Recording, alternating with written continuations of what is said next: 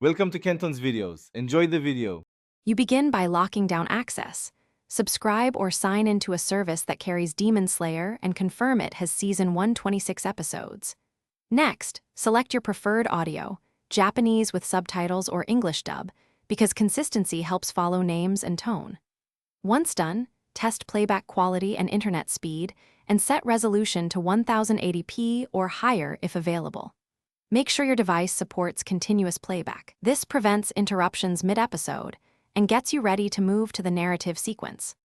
You should follow the narrative release order because it preserves story continuity and emotional beats.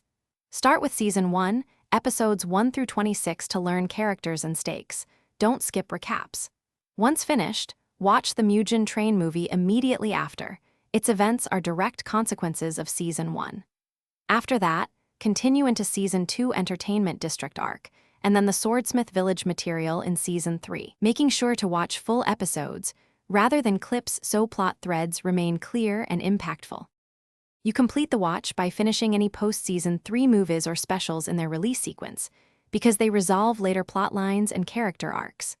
Once done, rewatch pivotal episodes or use recaps if specific developments felt confusing, and compare dubbed versus subtitled lines to clarify nuance. If playback stumbles, buffering, subtitle lag, or audio out of sync, pause and clear cache, switch resolution, or restart the app. These fixes usually resolve problems fast, so you can continue without losing narrative momentum. Thanks for watching. Consider subscribing if we helped you.